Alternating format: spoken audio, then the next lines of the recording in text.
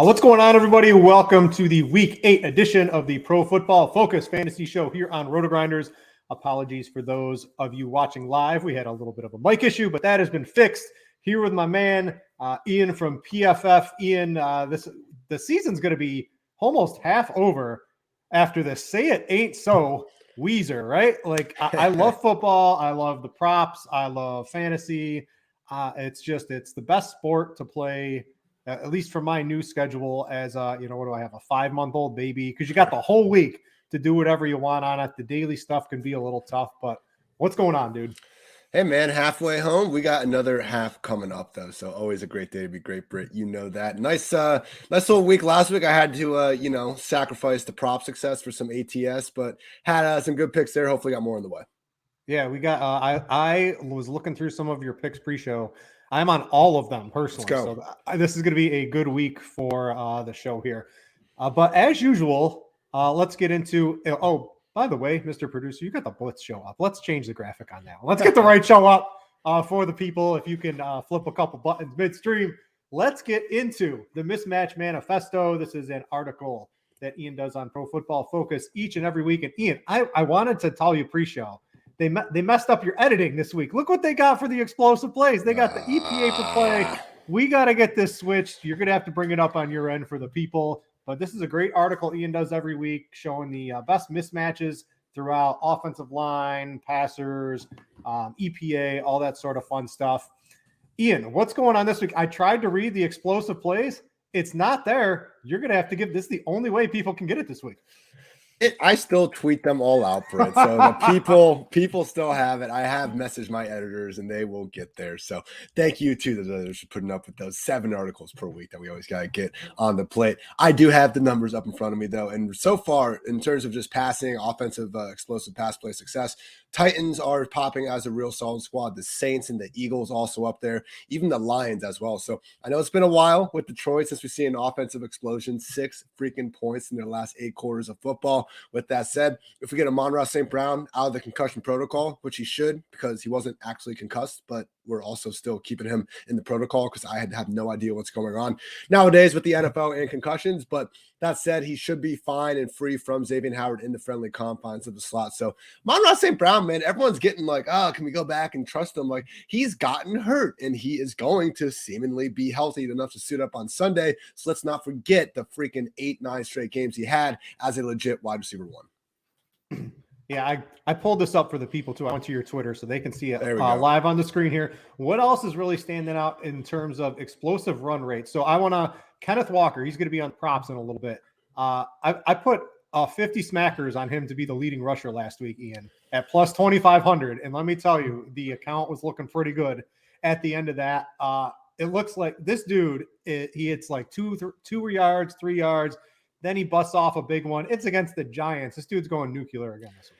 Yeah, my Twitter mentions were on fire for most of Sunday after, you drop down from a helicopter and say Michael Gallup's going to have a big game and then he goose eggs. That's kind of bound to happen out there, Britt. But there was one nice message in between from someone who was paying attention to the chart and said that they also have bet to Kenneth Walker leading the week in rushing yards. So great call there. And once again, he's looking just set up well against the Giants. Not that New York has had this terrible run defense, but it's honestly just Kenneth Walker and that Seattle O-line just really being beasts here over the past several weeks. So wouldn't be surprised if that keeps on keeping on.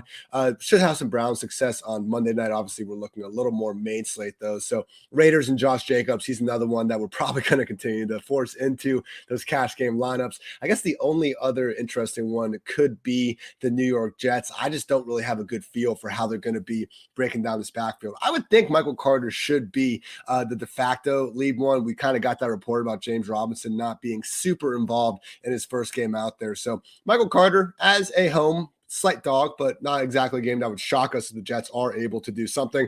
I don't think Zach Wilson's going to be asked to throw the ball that many times against Bill Belichick's defense. So Michael Carter you could imagine. I think that had something to do with Breece Hall. Breece Hall looked absolutely electric on the field. I mean, sad to see him go down. He was playing really well. I'm not trying to take anything away from him, but there was a little bit like, okay, man, he runs 60 yards untouched through a wide gaping hole. There's a little bit of that going on, Britt. It reminds me of weeks 1 through 3 when James RB1's son was back and he was just running through these big holes and, look what happened. All right. Let's go back to your article. I have the rest of it pulled up here.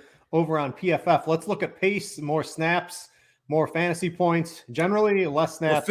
It's fixed now, Britt, if you refresh it. Oh, look at that. You got your people, our RotoGrinders editors are pretty good, but the PFF guys, you got to give them a raise. Well, I don't know.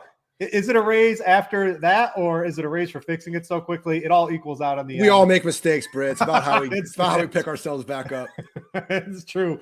All right, let's talk about pace. What are the fast-paced games this week? What are a couple games that might be a little slower than people might be? Pretty slow week overall. Like, that's why we have some numbers in kind of the higher mid 50s. This week, the fastest games are still a combined 60 seconds or more with their situation neutral pace. So really, the Bears and Cowboys is the one popping up a little bit. I have such a hard time seeing this Bears defense. The Bears offense doing much of anything against Micah Parsons and company. But maybe that could be a sign for Dallas Cowboys in this passing game having a bit more volume than we're used to. That's going to be the GPP play this week, Britt. I mean, just to get right into it, Ezekiel Elliott probably going to be out. Everyone and their mother is going to be playing Tony Pollard. Like, this dude's ownership is going to be 50% in like the Millie Maker. So let's go to Dak, CeeDee Lamb, Michael Gallup, get behind that passing game, because I wouldn't be surprised if we don't see the Cowboys embrace the run in the same way, only having Pollard out there. So not afraid at all of that matchup. Also Steelers and Eagles. I think we're all well aware that the Eagles will be putting up some points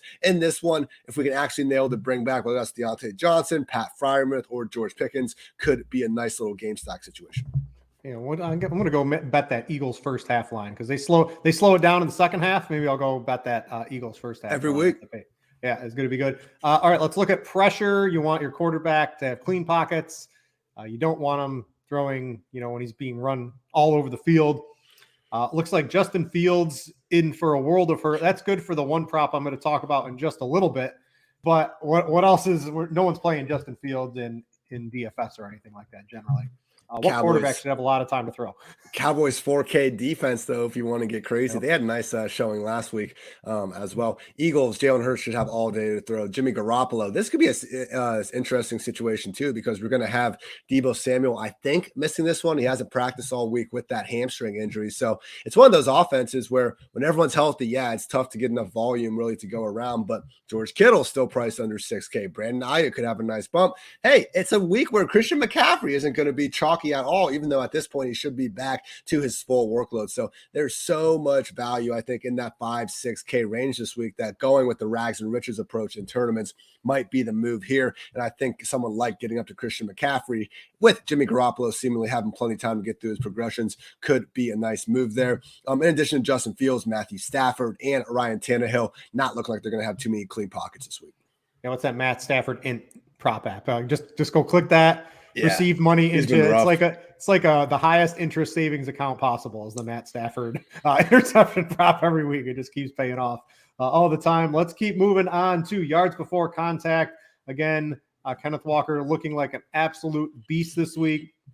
It's going to be interesting when we get to the DFS portion of the show, because there are so many of these underpriced running backs that we don't need the Saquons, we don't need the CMCs or the Derrick Henrys. There's just a bajillion this week in that mid tier.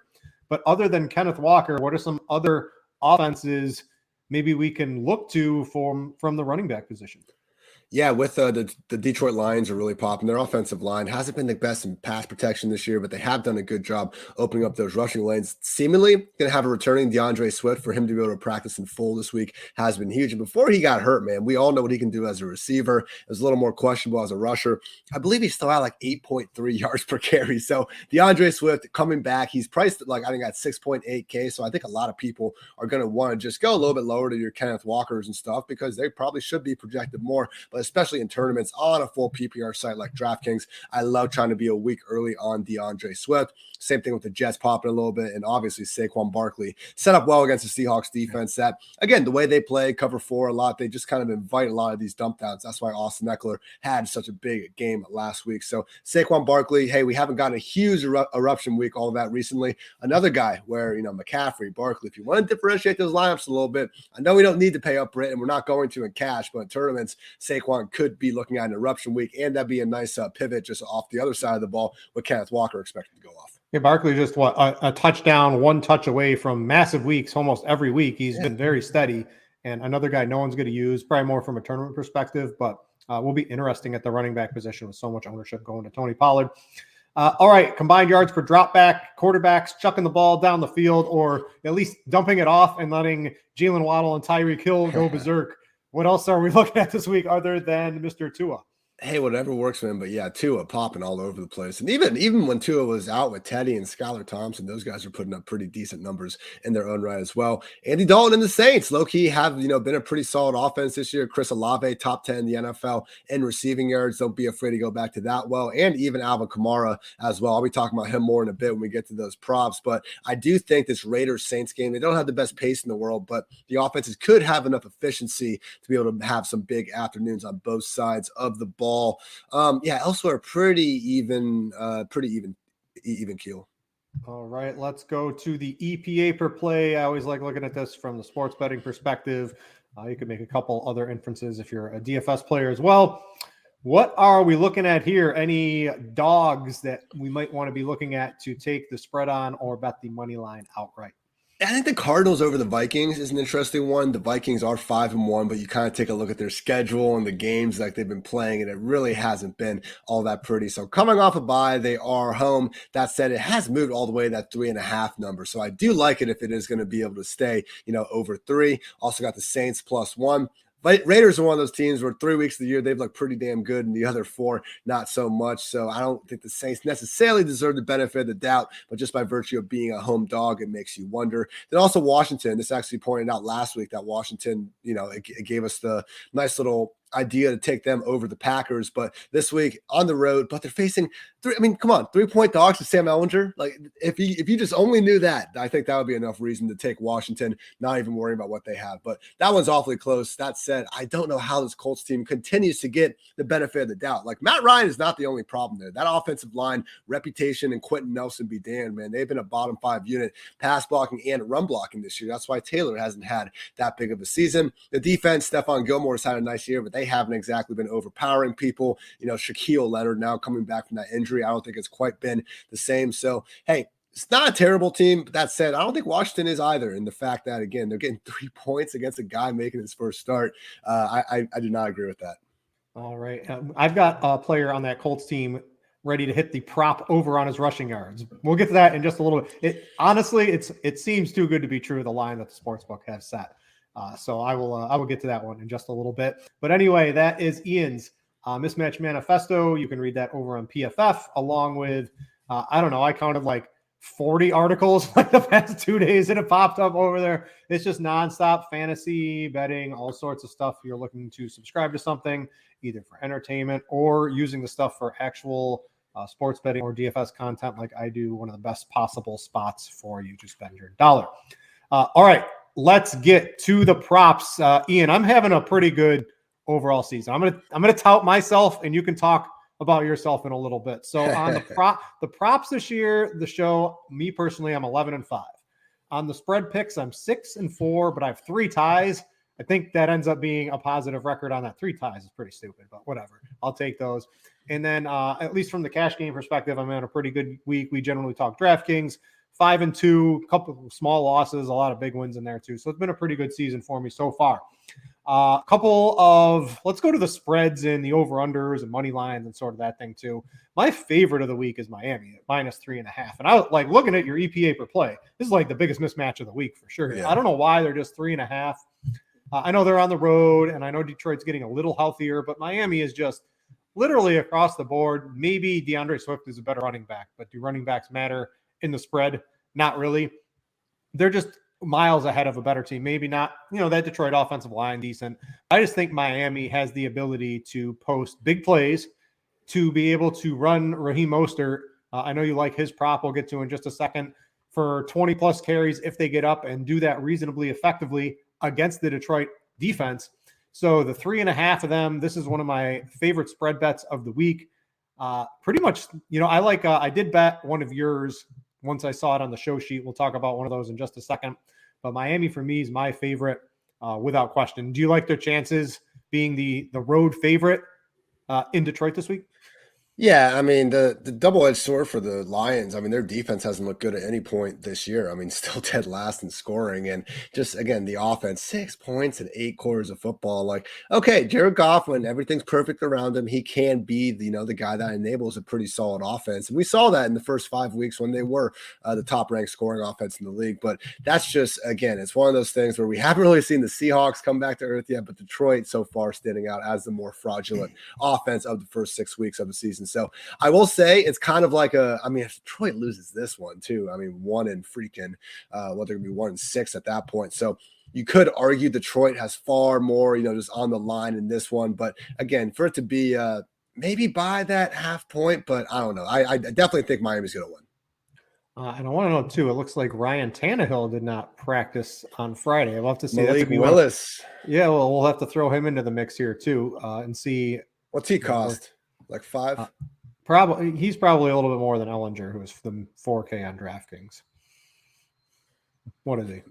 He's 5K. Yeah, he's got to be 5. I play Ellinger probably. Still go Ellinger, but yeah, I mean Malik Willis. Just in terms of if you guys, I know we're talking DFS, but if you are in a season long or two, just looking at what we saw from him in the preseason, just how willing he's going to be to run, I would say right now, like I'd play Malik Willis probably over Stafford, Mariota. Oh yeah, without question. Probably even Russell Wilson, man. I think you can look at Malik Willis very similar to Justin Fields. The difference is he's facing the freaking who's he got this week? He's facing the Texans this week. So Fields versus Malik Willis is very close. So tentatively, I'd say QB 14 about for Malik Willis. Just don't take away my Derrick Henry rushes because I need that 98.5 yards on Derrick Henry. I didn't make the show, but I do need that one.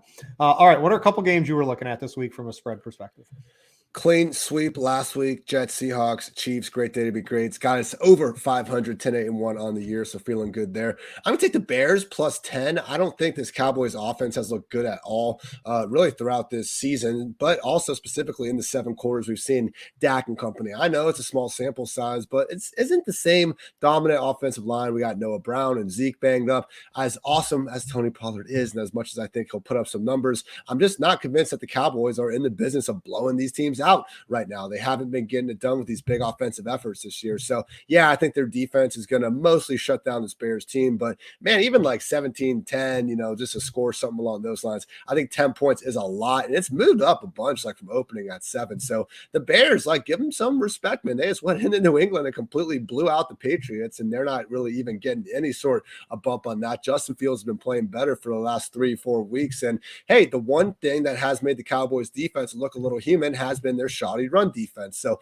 I do think Fields, Montgomery, Herbert, they do have a chance to have a bit more offensive success than we're expecting this week. I know week low implied 16.5 point total. That combined with the Cowboys offense, I definitely think is closer to good than great right now. 10 points is too much for me. I will also be taking the Raiders, Raiders minus 1.5 over the Saints. I just think when you look at the Saints team, their defense is really bad. And Andy Dalton has found a way to keep them productive, but as we saw, not that all those picks were on him last week, but this still is an offense that's not exactly, in the business of taking the best care of the football, regardless of who is under center. So Raiders, they have been a little bit inconsistent this year. That said, this is a team that took the Chiefs down to 1 point. They've really gotten back to run the football. Even with Devontae Adams going through the flu game, I think they're going to be able to put up plenty of points here. So only 1.5. I'm cool with that. I will be changing Titans 2.5 if we get Malik Willis actually out there, because I would worry about his actual real life ability to, cover that spread. So right now, if Tannehill is out there and supposedly close to 100%, I would take the Titans 2.5. Otherwise, Britt, I will change that to your Dolphins 3.5, because you know what? I think you bring up a lot of good points. All right. Again, guys, please click the like and subscribe button if you are watching live. I know most of you probably watch this or listen to it on the podcast feed after the show, but we do appreciate if you can click that like button. It helps other people find this great content. The other other bets I'm on this week. So I got some money line bets along with a spread bet. I've combined them in to get something that's basically an even money bet. That's good enough for me, for the people. So I'm taking the Bills and the Eagles money line. I don't know, Ian. I don't see these teams losing this week unless something really strange happens. And strange things have really been happening in the NFL this year. These are the two best teams against two. I think the Packers are one of the worst teams in the league right now. And the Steelers just can't really do much on offense. and they've been limiting a little bit on defense. But I just think these are the two best teams. What I'm adding to those, so I had the Dolphins -3.5. What I've done is I've taken the Dolphins +3.5 to add it to that parlay to give myself a little bit of leeway just in case something strange happens in that game. So you add that 3.5 into those two teams' money lines. It gets you to very close to an even money bet. So go find the alternate spread on that Miami game, add it to the Bills and the Eagles. Get yourself, I think it was like -110 to an even money bet out there. Love that for this week. Look ahead. I always like these. The Vikings are -2.5. They're at Washington, but like this seems a little low. So if you were looking for a look ahead line, that is one. I always like looking at these. That's one I've looked at for next week already. I bet I see very few ways this goes against us. And if Minnesota somehow manhandles Arizona, which Arizona really wasn't a great team until DeAndre Hopkins came back, there's certainly ways this can move to 3, 3.5, 4, etc. And again, I don't really see many ways it can move against us. I had that with the 49ers last week, right? They were -1.5 on the look ahead line. They got smoked by the Chiefs, sitting right there at -1.5. It hasn't really moved. So if it goes the way you hope it to, I think we can get some line movement in our favor on that one. All right, moving to the props. I've got 3, and then I'm waiting on one. Normally I have 2, but some props are so good. The first one I'm going to mention is the Kenneth Walker. We already talked about that in your article, right? The yards before contact, the explosive plays, everything's pointing to Kenneth Walker explosion game. He was 80.5 yards on Bet Rivers. Now, I have access to Bet Rivers here in New York. Some of you may or may not.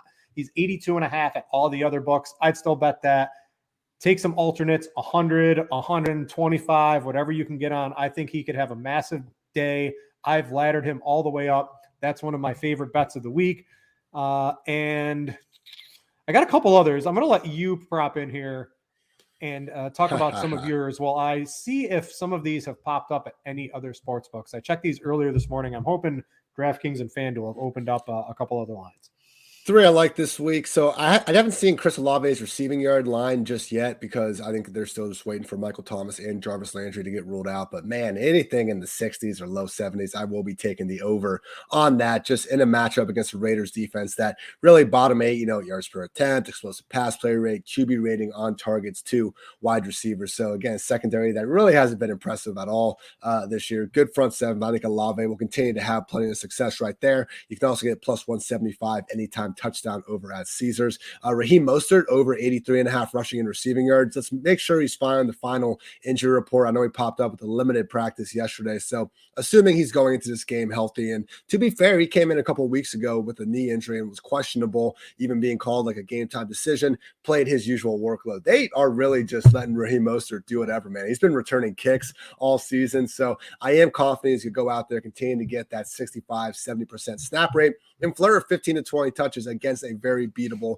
Lions defense. So Mostert, again, over 83.5 total yards. You can get that at -115 at DraftKings. Also, Alvin Kamara, you can get over 38.5 receiving yards, -110 at DraftKings. Similar to Olave, we don't quite have the actual reception prop yet, so I wouldn't be against going over and trying to get that as well. If it's at 5.5, take the over, because with Andy Dalton under center, man, 3 games now, 6 catches, 7 catches, and the yards have been at 95, 25, and 56. So Kamara's at 4.5 receptions on DraftKings. Oh my gosh. I'm literally betting that right. I'm looking at that. I'm betting that right now. So. That's wild, man. Again, because this happens sometimes where I don't think they're really fully adjusting for the difference of Jameis versus Dalton under center. And with these wide receivers still out, like there's no one else to really fill up those underneath areas in the offense. So yeah, Kamara over 4.5. When I was writing this out, Brett, we have, we're prepared. We got our show sheet here. Where's the 5.5 line? Give me the plus odds. Well, that's what I was about to say. Like I almost wrote down like 4.5 or 5.5. And I was like, no, come on. It's not going to be a 4.5, man. Wow. That's wild. All right, a couple other ones. I just checked through the FanDuel. It doesn't even have a props up for a lot of sites at this point. Shame. So the one that seems almost too good to be true for me is it's on Caesars. It's the Colts starting quarterback, Ellinger. He's at 21.5 rush yards again. And I don't understand this. They put him in there like this is going to be like 35 or 40 if he has a good game. Massive runner in college. They've brought him in to completely change the offense. The statues of Matt Ryan. They didn't go to Nick Foles because he's, sort of the Matt Ryan clone. So they brought him in to try to save the season. and they're going to run the ball with them. It's pretty obvious that this is what they're going to do. They're going to try a different offense to beat all these cover two schemes that are sort of lowering the scoring across the league. Matt Ryan can't do it. Their offensive line's not good enough. They're bringing in Ellinger to mix it up. 21.5 on Caesars. It was like minus 137. So like you got to pay the juice, but whatever. To me, this feels like free money to me. So this is one of my favorite ones of the week. Absolutely go get that. And if DraftKings or FanDuel put it like 23.5 at minus 115 or 110, I will go bet some more on that one. So does he have a rush attempt prop? I did not see that yet. No. Okay, I was gonna say because I'm with you. I think he's gonna get double digit probably carries in this game. I don't understand the 21.5 seems like crazy. That's definitely I haven't even put that on Scores and Odds. I found that right before the show as I was going through. So go get that right now. That just opened up on Caesars. If you're listening to it live, you have access to a sports book. My favorite one of the week. Another one I've already put this up on Scores and Odds. That's the sports betting app here at RotoGrinders. Is Justin Fields over 47.5 rush yards. So what really caught my eye on this one is all season long prior to the New England game, they called 14 designed runs for Justin Fields. In the New England game, they called 10 designed runs for Justin Fields alone, right? So this was an offensive philosophy change. There's no way they don't do this again. They just trounced the Patriots.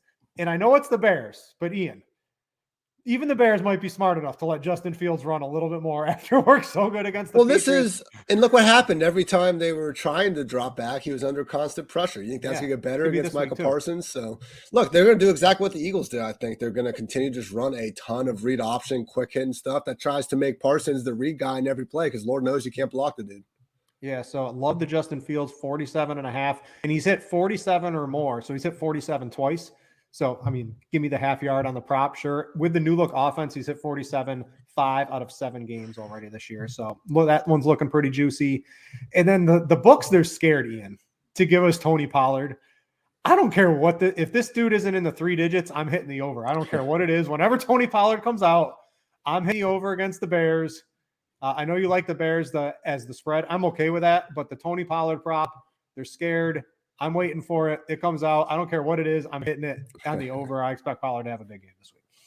Yeah, I mean, look, he's going to be featured, and that is the one thing about the Kellen Moore Cowboys offense. Like this year and for portions of last year, especially after Zeke got hurt, they've been more willing to do this 60-40, even like 60-50 with, more pony personnel and stuff like that between Zeke and Pollard. But really before last year, I mean, this really wasn't usually an offense with Zeke playing 70, 80, sometimes even 90% of the offensive snaps. The one game we did see Zeke miss against the 49ers a couple years ago, Pollard went right in there and had that 90% snap every down roll. So I really think that's about to be put on his plate. And from that standpoint, it's like, all right, you're getting one of the more efficient running backs in football, getting 20 plus touches. Sign me up. I can just see this being, they're going to open at like 78.5 or something. It's going to be so low. It's going to be salty. All right. That's going to do it for the props and sports betting section. Let's jump into DFS.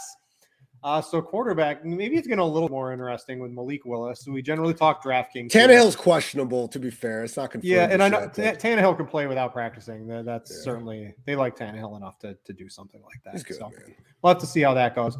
But DraftKings on FanDuel, Ellinger is 6,500. So he's not really in play over there, but he's the minimum price, $4K on DraftKings. This would have been great if he wasn't a quarterback, because then I could, and Josh Allen, I could play like him and Josh Allen, but I can't play Josh Allen because he's not on slate. If there was like guys you absolutely wanted to play that were high priced and there wasn't a lot of value, there's a lot of, mid-tier running back value. So you don't need Ellinger, but the lineup you put together with him does look pretty good from a cash game perspective. If you don't play him, I'm looking at Tua against the Lions too. He looks pretty safe. It's the Lions. He's going to have a reasonably good game. Hill or Waddle could take it to the house on any given play. Those are probably the two guys I'm looking at. You could, of course, spend up to Jalen Hurts, but is he really going to need one? The Eagles haven't really been doing anything in the second half in all games. And is he really even going to need to do much in the second half? I don't know. To me, I'm spending 2 is probably the max. And honestly, Ellinger with the rushing floor, I mean, the Blitz is projecting him very high. The RotoGrinders projections are projecting him pretty high. It's not because of his passing, Ian. It's because of the floor he gives you as rushing. And if that gets you everything else you want on your team, because we don't have the Josh Allens, the Patrick Mahomes, etc. this week, I think I'm okay with it. And that's why I don't want to get up to Tua, man. He has 16 total rushing yards this season. Everyone holds their breath every time he takes off now. And I'm sure they talked to him last week about lowering his shoulder twice. And, hey, we all saw the Ravens game. That was awesome. Let's face it, man. Tua has been excellent for about 2 quarters of football this season. I mean, last week, it's like some of these national media people just didn't watch him throw 4, shoulda, coulda, woulda picks right off of Steelers' chest. And I don't know. It was rainy out there. I don't know, man. Even the Bengals and Bills games, like in the Patriots game, he's been fine, but it's not like he's putting up the sort of numbers to just warrant this sort of exposure or this sort of heightened ownership because, man, again, 0 rushing, and we don't have that much evidence of him even putting together the big passing performances. So we'll see. I think Sam Ehlinger at 4K, again, it's just so hard to get away from it with everything else you're able to do in the lineup. So I'm with you with Sam Ehlinger there. I like going right above Tua in tournaments, though. The Dak Prescott mentioned this before, but without Zeke, I don't think they're going to feel the need to run as much as they have been. Maybe the Bears can keep things a little bit competitive, and even though they will be running the football, as we saw in the mismatch manifesto, that pace between both teams might be high enough to actually keep things somewhat in first gear throughout the entire game. Or actually, no, it'll be what, third gear? I drive auto, so I'm messing up my, messing up my car metaphors. But yeah, Dak Prescott, I think makes a lot of sense. Then yeah, Daniel Jones and Wandale. I understand you mentioned what is, are we on red for the weather watch in Seattle? Yeah, Seattle. So what do we got? It's like rain. It's Seattle. Picture Seattle weather is what Roth wrote, and that's what it is this week. Okay, all right. So with that said, you don't need to stack Daniel Jones with anybody necessarily. If you're going to, it's Wan'Dale Robinson because his low average target depth would be the one guy that can seemingly get through in an environment like this. I'm basically looking at Wan'Dale Robinson as like Curtis Samuel in a better overall offensive environment at this point. So it's getting up there, man. I thought people, I'm the old waiver wire pickups, maybe people freaking out a little bit when he was out there. But at the end of the day, I mean, obviously Kadarius Toney isn't coming back and taking anything at this point. So just having someone like that, I don't expect Daniel Jones to play quite this well the rest of the season, but we got to take our hats off to him for the time being. And if there is going to be someone in this passing game that can give us some sort of consistency, especially in full PPR, it's going to be the guy that's catching passes within 5 yards of the line of scrimmage. Daboll's turned Daniel Jones into a really poor man's Josh Allen. Hey, man, like that, that was always one of the talks in the offseason about maybe making Daniel Jones, your favorite like third quarterback and, when you're playing best ball or whatever, because Daniel Jones, to be fair, I mean, the stat everyone couldn't keep out of their mouths after his rookie year. Only Lamar Jackson had more 30-plus point fantasy games. And even last year before he got that concussion against Dallas, I want to say he had 3 top 12 fantasy weeks within the first 4 weeks. So, hey, and to be fair, man, like we give a lot of quarterbacks passes for not having wide receivers and having injured wide receivers and stuff. And Daniel Jones never really seems to get those. So he really has, to be fair, cut down his turnovers. And hey, only 18th ranked scoring offense. But again, look who he's throwing to. Even Daniel Bellinger now is, hopefully not losing a freaking eye out there. So yeah, making the most out of it. Good for Daniel Jones. All right, let's go to running back. So Tony Pollard, cash game lock if Zeke's out. Everybody's going to play that. He's going to be like 90+% in your cash games. There'll be some people paying the rake this week, not playing him. Make sure you're one of the people that plays Tony Pollard. All right, Ian, outside of that, there is a pretty wide swath of, I'll even say like from the Josh Jacobs tier down, because Jacobs is just an absolute workhorse right now. We've got Jacobs. We've got Kenneth Walker. You've got Dante Foreman, who is just like, if you need a cheaper running back, he's looking like no on that one. You've got Stevenson season RB1 if he's going to get all the passing down work, and Harris was probably a little bit more banged up last week, but if he's going to get all that receiving work along with the carries, he's looking pretty juicy. Who do we go to after we lock in Tony Pollard this week? Because there's a wide variety. Or do you just play Derrick Henry because he's going to get 102 touchdowns? Do you play Saquon Barkley because he's going to get 25 touches and just pay the salary for those guys? To me, it's like there's some pretty tough decisions at the running back spot. I think I'm more willing to pay up at wide receiver this week just because like the differences between guys like Jacobs and like Barkley and Ramondre Stevenson, who we saw last week with Damon Harris back in the picture. And guess what? Still 80% plus snaps with that 3-down workload that really just lends itself so well to full PPR like DraftKings. Again, his ability to catch 5+ passes during any given game. It helps him out. If this Patriots offense keeps on playing bad, guess what? Stevenson's going to be fine because he's just getting more and more check down. So Stevenson is 6.4 and Kenneth Walker at 6.5. I think those are the guys that right now fitting in my lineup I do like the best. So the only problem with Foreman, man, again, we're all happy about the Panthers just beating the Buccaneers. Like it was 21-3. Okay. This isn't an offense that we should be expecting to actually be flirting with these upper end outcomes each and every week out there. And it's just a situation where like you're not saving that much money on it. And just like a Panthers Falcons game, like if we can just stay away from everyone involved there, it's not going to be the greatest thing. I don't think it's a guarantee either that he's going to be just completely featured in this workhorse role. They were using Chuba and Foreman in more of a committee last week. And I believe it's Blackshear or something is the backup running back. So I think they're going to keep that guy involved as well. So Foreman, hey, I certainly drafted a lot of him in the final round of my best ball draft. So I'm hoping I'm wrong here. Just I think that we have a guy who's not guaranteed to catch many passes at all in an offense that I'm not expecting to score many touchdowns. So I will happily let someone eat that chalk there. We can go save some money at tight end and defense and other places. All right. I want to talk to you on Dameon Pierce, who, you know, the Titans, you beat them through the air, not the ground. They have the, what? Looking at PFF, the 5th highest. They got flamed, yeah. They got flamed by Saquon in week 1. They've been awesome ever since on yeah, so is this Brandon Cooks week finally, or is Brandon Cooks week never going to exist because Mills is his quarterback? I have a little bit of caution on Pierce. I know he's getting all the workload, but to me, this seems like, right, Derrick Henry goes nuclear. Pierce, maybe not as many rush attempts. They have to throw a little bit more, which is fine for a little bit of PPR. He doesn't get all of it for his team, though. I'm a little bit more down on Pierce than I think the industry is this week. I just think those other guys are safer. Pollard, Stevenson, and Walker. Like I'm more confident in those offenses than I am with whatever the hell is going on in Houston. Again, I say it every week. Like organization just seemingly hasn't done anything right in 2 or 3 years. With all due respect to Brandon Cooks usually getting his, and nowadays it's just like, oh yeah, Dameon Pierce though. Like ignore all these other mishaps we've had, but look at this 4th round running back we give 20+ touches to every single week. But look what happened last week. You know, for them to go out there and really start falling behind.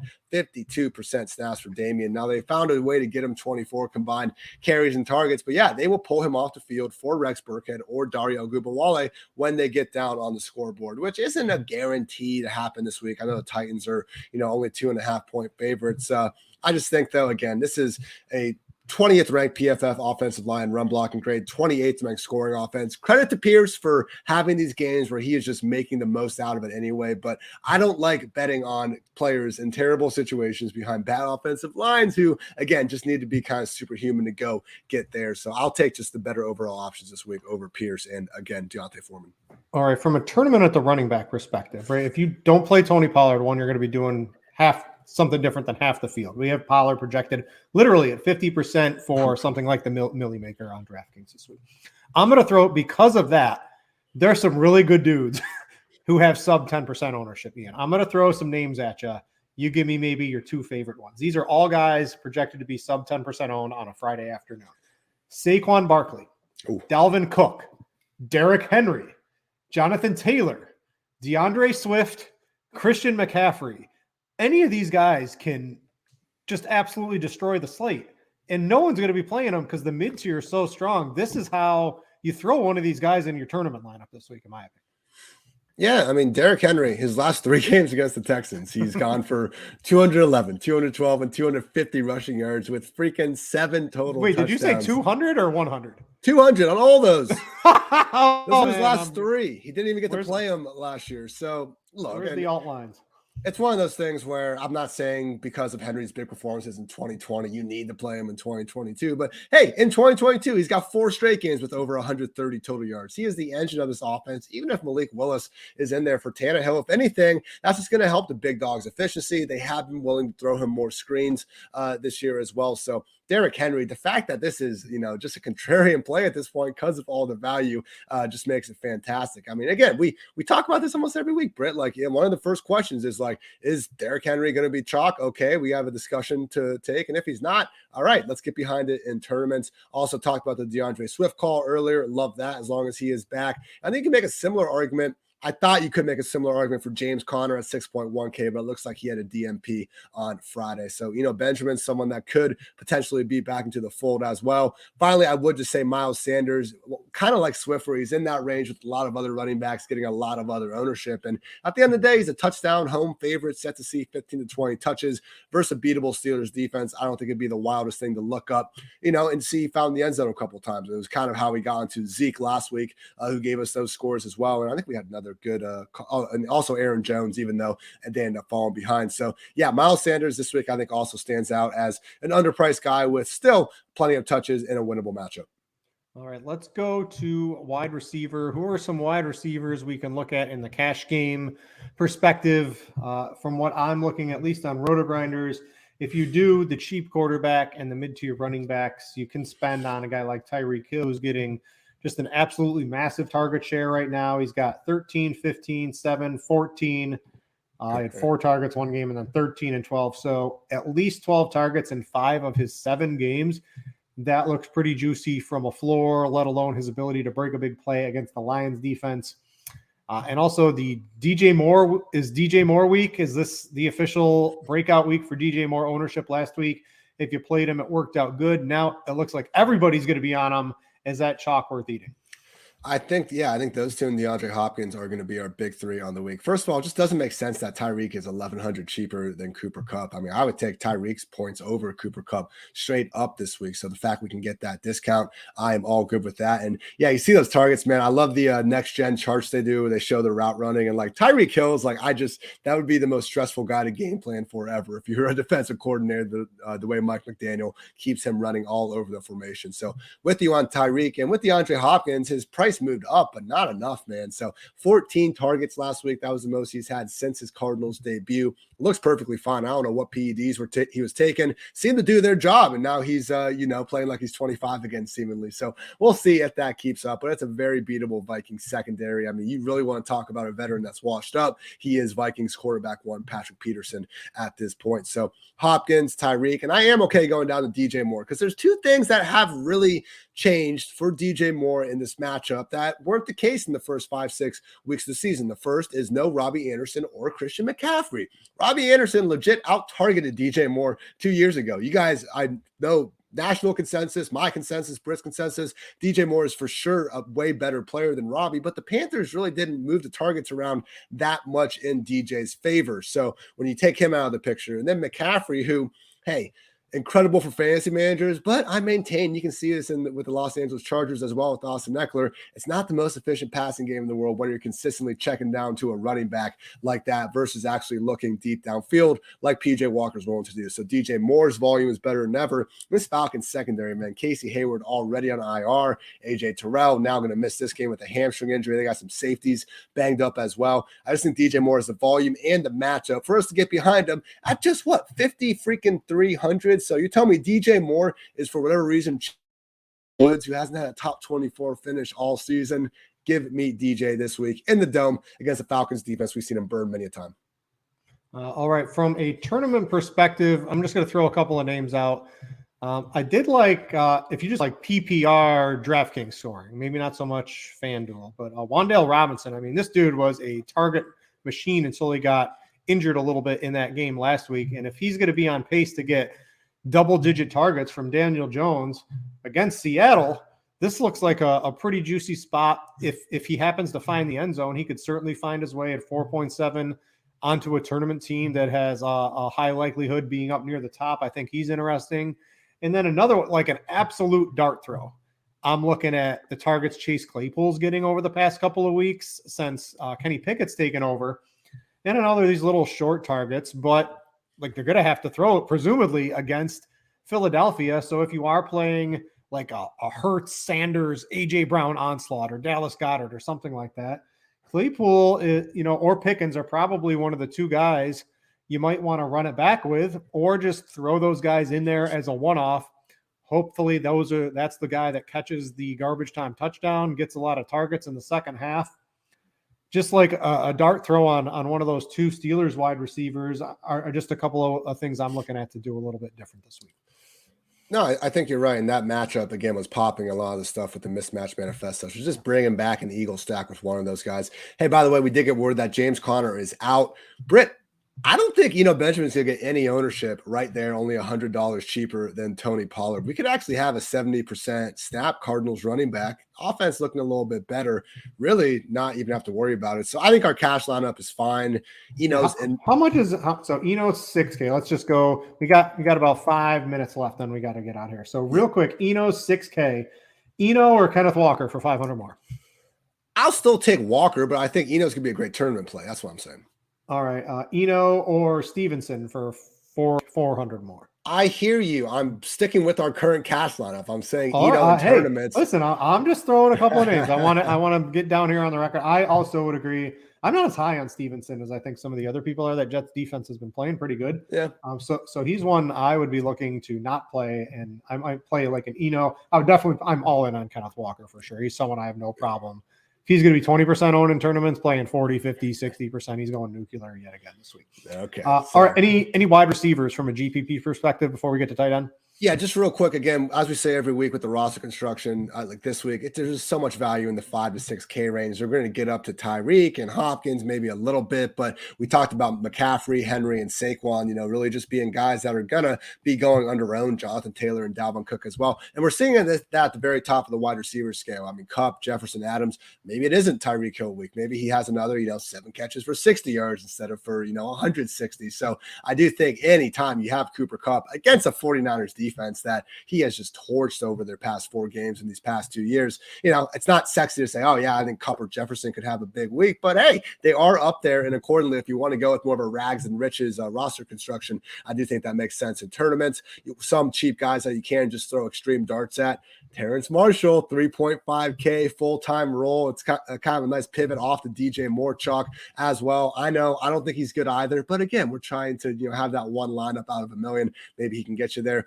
Marquise Goodwin, 4.4K, coming off of 2 touchdowns. It doesn't look like DK Metcalf is going to be out there. Believe in our Lord and Savior, Geno Smith. I know that weather's going to be iffy, so I do like the Wan'Dale Robinson call. If I had to take a wide receiver from that game, I do lean Wan'Dale, but again, full on tournament mode. And we're going back to Michael Gallup, Britt. We got a banged up Noah Brown coming off the goose egg. Kellen Moore said it can't happen. We got to get him more involved. Again, I like the idea of going Dak, CD, and potentially Michael Gallup in a game where everyone's going to be so fixated on Tony Pollard that this passing offense is going to go very under-owned. Yeah, just from a game theory perspective of fading Pollard in a lineup for the Cowboys passing game is like net positive, I think, in the long run from these large field tournaments. All right, let's get to tight end real quick. A pretty gross position is really gross this week because, one, there's no Travis Kelce and there's no Mark Andrews, and Mark Andrews has been horrible for the past 2 weeks playing injured. I'm looking like I am dumpster diving this week into the low end. Noah Fant is like someone we're looking at. I don't even care. This is the last position I'm filling in this week. Last week it was quarterback. This week it's definitely tight end. There's like 4 or 5 guys sub 4K you can play. If you want to play Tyler Higbee and hope he continues getting targets, even though Van Jefferson is probably back a little bit for the Rams. We'll see how that works for that offense. You could play Higbee, but I'm going even cheaper. Irv Smith, Noah Fant. Who are some other guys I was looking at? Let's see here. Who did I write down? I think Higbee could be a trap play. I'm not on Higbee. Personally. He's had 2 big 5-game stretches in his career where he's had all these targets and put up these numbers, and they've also been like the worst Sean McVay stretches. Their offense is not going in the direction they want it to be going when Higbee is getting force-fed targets like this. So I really do think we're going to see a different direction out of that group coming out of the bye. I agree with Noah Fant, 2.8K. Britt, I almost want to play like Sunday to Monday cash just so I can put Harrison Bryant for the Browns in there at just 2.5K with Njoku out, because you're right. It's disgusting. There's no one. Why not Jawan Johnson? He's 3,200, and he's like, who else is going to catch the ball? It's Alvin Kamara, it's Olave, and then there's 2 tutties last week. So I think Jawan's fine. Why not take a shot on that? Like I'm okay playing that. Mike Gesicki, on the trade block. Maybe we get a showcase. That's always a tough one for me because, like, you know, are they going to get showcase or they get put in bubble wrap because they're on the trade block? We kind of saw James Robinson get the latter treatment potentially last week. So with that said, Mike Gesicki is someone that we have seen the reps coming up, and he is going to be the one member of this passing game that we all agree is going to be putting up a bunch of points that no one really is on it. So he is pretty cheap himself, just 3.8K. And then also I will say, if we get no Debo Samuel, George Kittle still just 5.7K. We know he always has the potential to blow things up. And, you know, when people aren't willing to pay that much at tight end, again, might be a week to get just a little bit different and go that route. All right. That's going to wrap it up for the Week 8 edition of the Pro Football Focus Show. Wait for those Tony Pollard props. Hit the over. The sports books are scared. I'm going to be looking for those. Other than that, everybody have a good Week 8. For Ian, I'm Britt. Thanks for watching, everybody, and we out ya.